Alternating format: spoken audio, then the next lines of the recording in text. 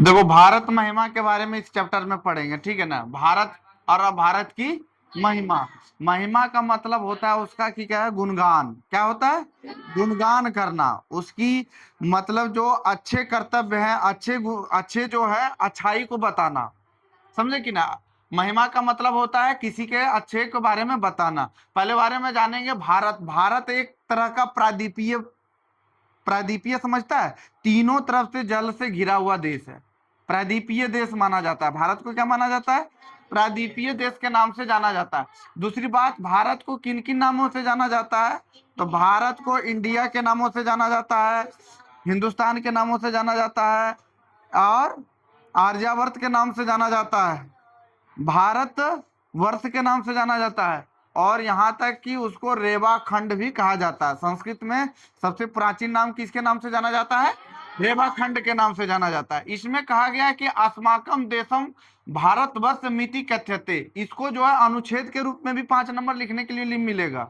अगर ये 5 लाइन अगर याद रखती है तो तुम्हारा अनुच्छेद भी हो जाएगा। 5 नंबर का अनुच्छेद जो आता है ना भारतवर्ष में, वो इससे हो जाएगा। अस्माकम देशम भारतवर्ष मिति कथ्यते अस्य महिमा सर्वत्र गीयते। पठे अस्मिन् विष्णु पुराणात् या भगवत पुराणात् च प्रथम द्वितीयम च कर्मशः पदम गृत मस्ति। यानी विष्णु पुराण से और भागवत पुराण से, पुराणों की संख्या कितनी है? 18 है। उसी 18 पुराण में कौन सा पुराण है? विष्णु पुराण। और एक कौन सा पुराण है? भागवत पुराण। यही पुराणों से भारत की महिमा के बारे में लिया गया है। क्या लिया गया है? भारत की महिमा के बारे में लिया गया है। इसमें कहा गया है कि हमारा देश को भारतवर्ष कहा जाता है। क्या कहा जाता है? भारत वर्ष कहा जाता है। भारत तो जानते हैं, लेकिन संस्कृत में इसके पूर्ण नाम क्या है भारत का? भारतवर्ष कहा जाता है। इसकी महिमा सब जगह गाई जाती है। पूरे विश्व में इसकी महिमा क्या होती है? गाई जाती है। इस पाठ में विष्णु पुराण और भागवत पुराण जैसे क्रमशः प्रथम और द्वितीय पद में लिया गया। हमारे जो पुराण है उसमें भी भारत की महिमा के बारे में बताया गया, कहा गया है। कहा है कि बचे अन्य पदों को निर्माण कर प्रस्तुत किए हैं। यानी हम प्रस्तुत कर रहे हैं कि कौन से पद में क्या कहा गया है। भारत के प्रति भक्ति हमारा कर्तव्य है। सबसे पहला कर्तव्य हम लोगों को क्या रहता है? भारत के प्रति भक्ति का कर्तव्य होना। समझे कि नहीं? अपना देश के प्रति क्या होना? भक्ति रखना। देश के राष्ट्र के प्रति क्या रखना? भक्ति रखना। ये सबसे बड़ा कर्तव्य है। कहा गया है कि गायंती देवा किल गीत कहानी धन्यास्तु ते भारत भूमि भागे। कहा गया है कि देवता लोग भी गीत गाते हुए कहते हैं कि वे लोग धन्य है जो कि भारत भूमि पर जन्म लेता है। क्या करता है?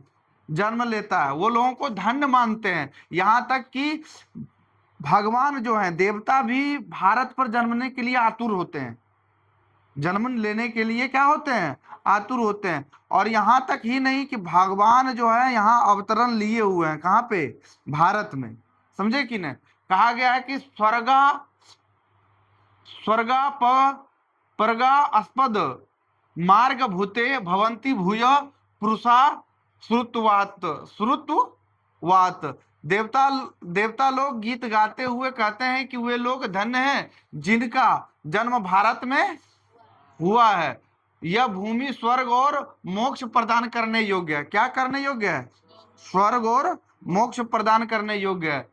साधन के स्वरूप हैं, इसीलिए यहाँ जन्म लेने वाले को देवता के समान कहा जाता है। समझे कि नहीं? बुझो कि साक्षात देवते ही हैं जो वो भारत पर जन्म लेते हैं। समझे कि नहीं? क्योंकि यहाँ मोक्ष की जो नगरी है कौन है? गया में मोक्ष का प्राप्ति मिलता है पितरों लोगों को।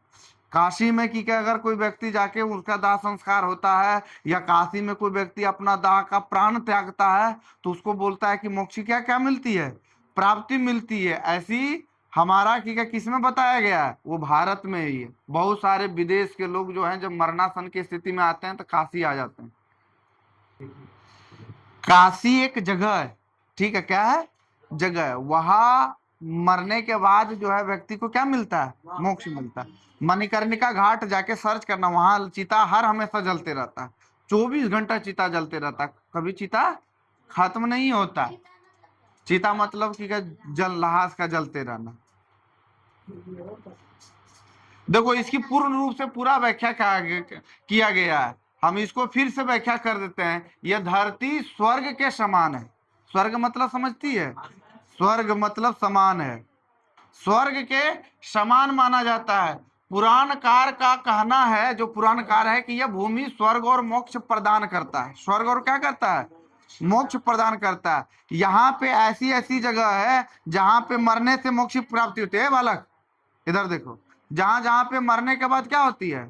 मोक्ष की प्राप्ति होती है। यहां तक ही नहीं, यहाँ पे साधना तपस्या करके आदमी स्वर्ग को भी प्राप्त कर जाता है। समझा कि नहीं? क्या करता है? स्वर्ग को प्राप्त करता है।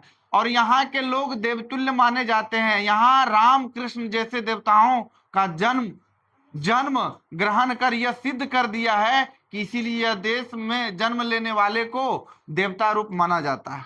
राम कृष्ण यहाँ जन्मे और जन्म के रूप में वो क्या कहला है? देवता कहला है। जब वो देवता के तुल्य हो सकते हैं तो यहाँ जन्मने वाले लोग भी क्या होते हैं? देवता हो सकते हैं, वो भगवान को प्राप्त कर सकते हैं।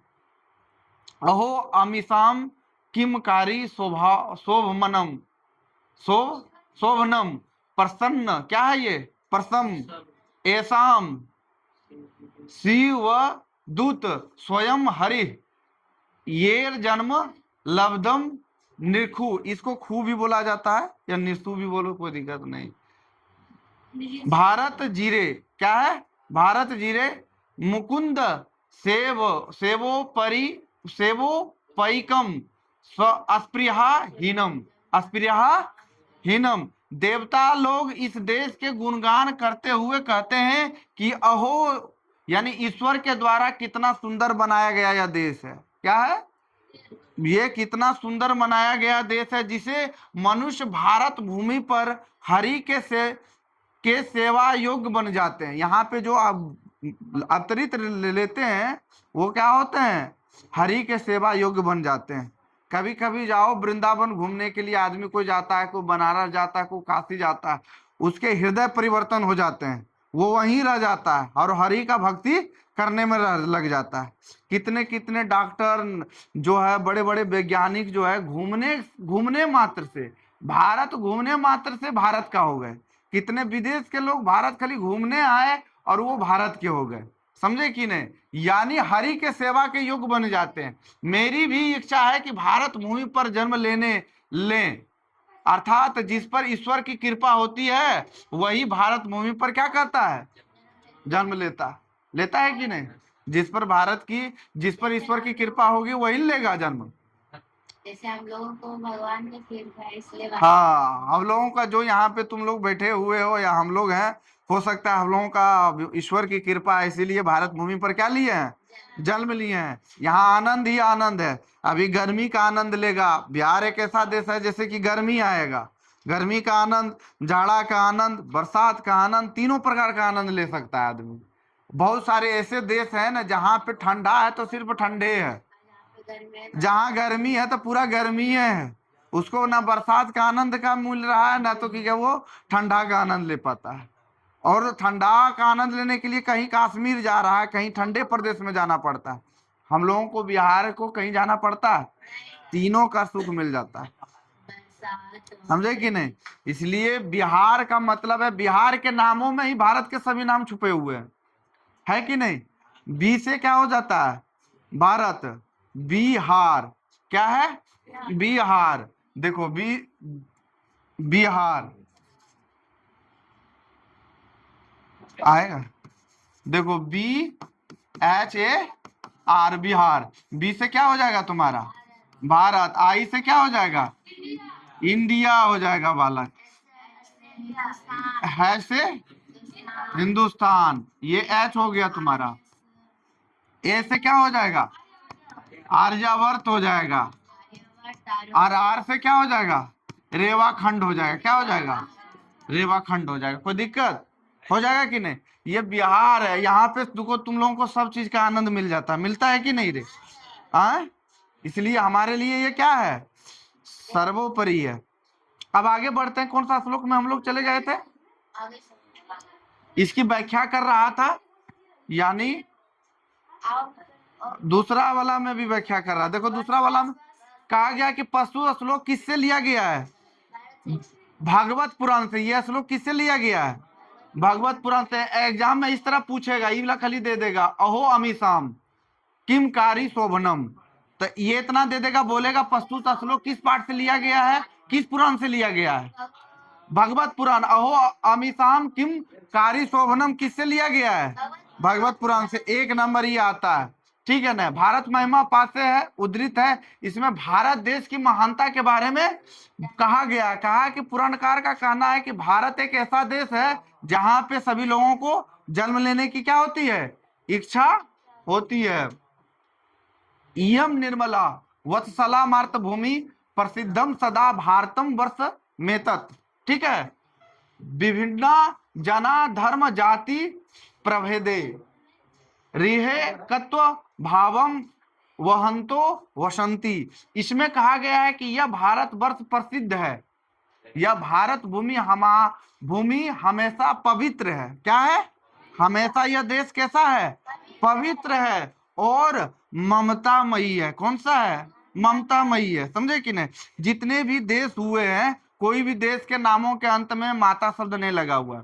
चीन माता का नाम सुना, पाकिस्तान माता का नाम सुना, ऑस्ट्रेलिया माता का नाम सुना। एक भारत देश एकमात्र देश है जिनके नामों के अंत में क्या लगा हुआ है? माता लगा हुआ है। समझे कि नहीं? क्योंकि वो ममत्व को दिखाता है। भारत माता वो क्या होता है? ममत्व को दिखाता है। हम लोग जिसके गोद में पढ़ते हैं, बढ़ते हैं, जिसके गोद में रहते हैं, उसको जरूर मुझको माता कहते हैं। हमारे लिए एक माता नहीं होती है। हम जिससे जन्म लें उन्हीं को माता कहें, ऐसा हमारे संस्कारों में सिखाया नहीं जाता। हमको जो पालन करे, पोषण करे, वो भी माता है। हमको दूध का पान करवाए, वो भी माता है, ठीक है ना। हमारी जो रक्षा करे वो भी माता है। समझे कि नहीं? हमको जो भोजन दे वो भी क्या है? माता है। तो ये धरती से, हमारी धरती भी एक प्रकार की क्या है? माता है। मंतोष थोड़ा ध्यान दो बालक। समझे कि ये क्या है? माता है। क्या है? माता है। कोई दिक्कत? अब तो जान गए कि हम किनको किनको माता कह सकते हैं। कोई धर्म सिखाता है कि हम जिनसे जन्म लेंगे वही माँ है। तो सबका अपना अपना सोचने का क्या है? नजरिया है। समझे कि नहीं? अब देखो, इसमें कहा गया है कि विद्वानों का कहना है कि भारत ही एक ऐसा देश है जहां विभिन्न जाति के लोग आपस में मिलजुल कर एकता का परिचय देते हैं। हमारे यहाँ बहुत प्रकार के क्या होते हैं? जाति होती है। तुम छोड़ो ना जाति, जाति तो उसका छोड़ो। हमारे यहाँ दाल होता है तो दाल की भी जाति होती है। अरहर की अलग जाति होती है, मूंग की अलग जाति, बूट की अलग जाति, चना की अलग जाति, भूसीम की अलग जाति। इतनी जाति दाल में देखी जाती है, कहना मुश्किल है। एक चने का अगर बनाया जाता है ना, उसकी सामग्री उसकी भी अलग जाति होता है। सतुआ अलग होता है चना का की लड्डू अलग होता है, चना का बर्फी अलग होता है, चना का बूंदिया होता है, चना का की तड़का हो जाता है, चना का तुम्हारा की जलेबी हो जाता है, जो राष्ट्रीय मिठाई है। इतनी वैरायटी देखी जाती है। सोचो, एक खाद्य सामग्री में जब इतनी वैरायटी में अगर विभाजित किया गया है, तो क्या हमारी जाति में विभाजित नहीं होगी? जातियों का विभाजन नहीं होगा। वो जातियों का भी अपने कर्म के अनुसार इसका विभाजन है। समझे कि नहीं? तड़का जिस तरह बन जाता है, जिस तरह जलेबी बनता है, जिस तरह बूंदिया बनता है, अलग अलग जाति के नाम से जाना जाता है। सामग्री एक ही है, उसके कर्म अलग अलग हैं। टेढ़ा मेढ़ा है तो जलेबी हो गया, गोल गोल है तो क्या हो गया? बूंदिया हो गया, पूरा गोल है तो लड्डू हो गया, छोटा छोटा दाना है तो क्या हो गया? बूंदिया हो गया। तो जिसके जैसा कर्म है उसका वैसे ही नाम पड़ गया।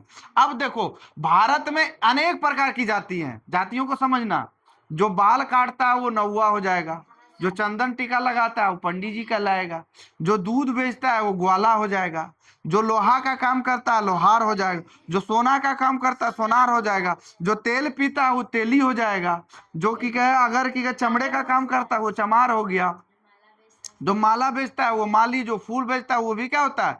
माली हो जाता है। समझा कि नहीं? इतने विभिन्न प्रकार की जातियां होती है। समझी कि नहीं? और बहुत सारी प्रकार की जातियां हैं। समझे कि नहीं? तो ये सारी जातियां हम लोगों का क्या होता है? भारत में मिलता है। इतनी अगर विभिन्नता अगर किसी देश में रहे तो डेली मार हो जाएगा। बात बोलो, अगर सोचने वाली बात है, इतनी विभिन्नता अगर कोई भी देश में रहेगा ना तो देश नहीं रहेगा, डेली मार होगा। अगर 4 गो खली है तो अगर मार हो जाता है, होता है कि नहीं। अभी बहुत सारे विश्व में युद्ध छिड़ा हुआ है, सब जगह युद्ध लड़ रहा है, एक दूसरे से लड़ रहा है, कोई जाति के नाम पर, कोई धर्म के नाम पर, कोई कलर के रंग के नाम पर, वो गोरा है ये काला है, उसी से भिड़ रहा है। और हम लोगों में इतनी प्रकार की जातियां हैं, सब जगह अकेले रहते हैं और मिलजुल कर रहते हैं, और भारत में कुछ उस प्रकार की अशांत वातावरण नहीं है। जिस प्रकार की इतनी जातियां हैं वहां डेली युद्ध होवे, डेली लड़ाई होवे, लेकिन ऐसी भांति नहीं दिखा जाता है। भारत में सभी लोग क्या कहते हैं, मित्रता से रहते हैं, मिलजुल कर रहते हैं कि नहीं, मिलजुल कर सब भाई भाई के समान यह रहते हैं। यहाँ पर अनेक प्रकार का धर्म है, अनेक प्रकार की जातियां हैं, लेकिन सब आपस में क्या करता है, मिलजुल कर रहता है। तो पूछेगा भारत की सबसे बड़ी खूबसूरती क्या है, भारत की सबसे बड़ी खूबसूरती क्या है, तब भारत क्या है, अनेकताओं में एकता है। भारत की सबसे बड़ी खूबसूरती क्या है, अनेकता में एकता। ये सब लिखने को मिलेगा बालक, ठीक है ना, कि भारत में विभिन्न प्रकार की जातियां होते हुए भी भारत के लोग एक कैसे रहते हैं, तो आप जवाब दे सकता है। फिर क्वेश्चन में कहा गया है कि विशाल अस्मदिया धरा भारत भारतीय, सदा सेविता सागरे, रम्य रूपा वने पर्वते, निर्झरे भव्य भूति, वरंती भिरेखा शुभा चाप गायभी। यानी हमारी भारत भूमि विशाल, मनोहर, बहुत सुंदर, ऐश्वर्य वाली, यहाँ सागरों, वन, पर्वत, झरना, बहती हुई नदियां से हमेशा सुशोभित होती रहती है। यहाँ अनेक प्रकार का, विभिन्न प्रकार के वन तुमको मिलेंगे, सुंदर वन का वन है, अनेक प्रकार का वन। यहीं बगल में जाओ देखो, पहाड़ वन तुमको मिलता है कि नहीं, अनेक प्रकार का यहाँ नदियां मिलेगी, और क्या मिलतेगा, झरने मिलेंगे। यहाँ तक कि गांव गांव के जो छोटे छोटे कस्बे हैं ना, वहां पे तुमको नदी मिलेगा, झरना मिलेगा, तालाब मिलेगा, पोखर मिलेगा और बगीचा मिलेगा। और भारत के बड़े लेवल पर देखा जाए तो हिमालय जैसा सुशोभित जो पर्वत है वो भी कहाँ है, भारत में है। जो कि वो क्या करता है, हिमालय का क्या कार्य है, भारत की रक्षा करना, प्रहरी का काम करना, क्योंकि उधर से तेज आने वाली हवा को वो क्या करता है, रोकता है। कौन रोकता है, हिमालय। हिमालय कैसा काम करता है, प्रहरी का काम और सुरक्षा का काम करता है। यहाँ पर जो है महासागर जो है भारत को पांव पखारते हैं, समझे कि नहीं। हमारे जो हिंद महासागर जो भारत के जो नीचे जो है वो क्या करते हैं, पांव पखारते हैं, क्योंकि हमारा जो भारत तीनों तरफ से जलों से घिरा हुआ है, नीचे क्या करता है, पांव पखारता है। यहाँ पे कौन सी पवित्र नदियां हैं, गंगा, यमुना, सरस्वती, ब्रह्मपुत्रा जैसी यहाँ की नदियां हैं। ये सारी नदियां भारत में क्या करता है, सिंचाई पहुंचाता है, जल पहुंचाने का क्या करता है, कार्य करता है, समझे कि नहीं। यहाँ तक कि गंगा नदी में जो व्यक्ति अगर डुबकी लगा लेता है तो उसका क्या होते हैं, शुद्ध हो जाता है, पाप उसका कम कर सकता है, शुद्ध हो जाता है, समझे कि नहीं। अब पूरा पाप करेगा गंगा नदी कितना शुद्ध करेगा, ये बात नहीं है पूरा हम पाप करें गंगा नदी में डुबकी लगा दे सब स्वाहा हो जाए, वैसा नहीं है। अरे रे रे रे रे, हिल गया हिल गया हिल गया।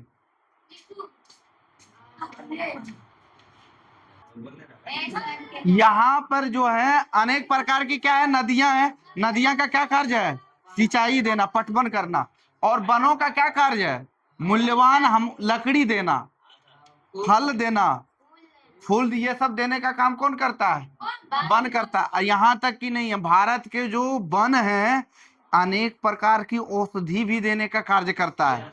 आयुर्वेदिक औषधि हम लोगों का कहाँ से प्राप्त होता है, वन से प्राप्त होता है।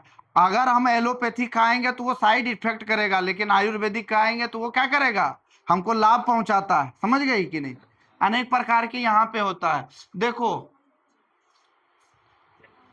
अगला जो कहा गया कि भारत देश जो है शोभनीय और संसार का गौरव है, क्या है, शोभनीय और भारतम शोभनीयम, यानी संस्कार से ये क्या है, और पूजनीयम, यानी यह भारत देश जो है शोभनीयम और संसार का क्या है, गौरव है। और यह भूमि हम लोगों के द्वारा हमेशा पूजनीय है, ये क्या है, हमेशा पूजनीय है। यहाँ के सभी लोग देशभक्ति और सदैव आकर्षणीय और श्रेष्ठ और आदर्श के स्वरूप हैं।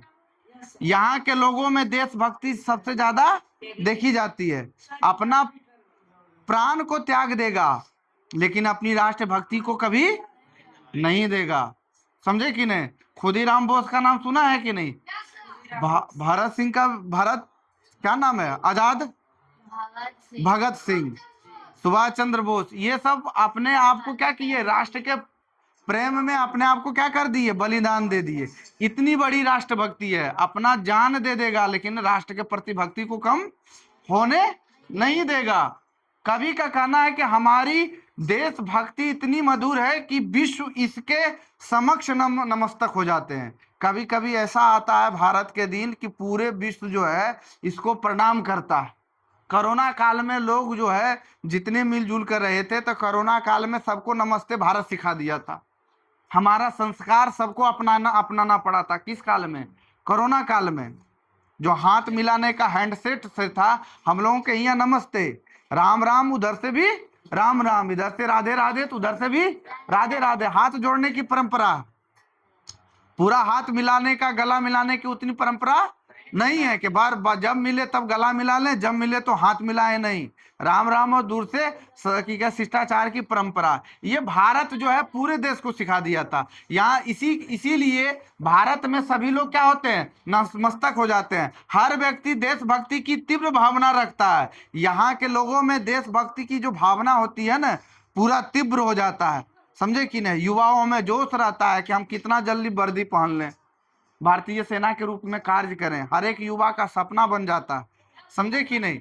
देश का रक्षा करने के लिए तन मन धन सब समर्पित कर देता है। इसके आदर्श आचरण के कारण हमेशा शोभनीय और क्या है, पूजनीय माना जाता है। यही सब कारणों से भारत हमारा देश क्या है, पूजनीय और शोभनीय है।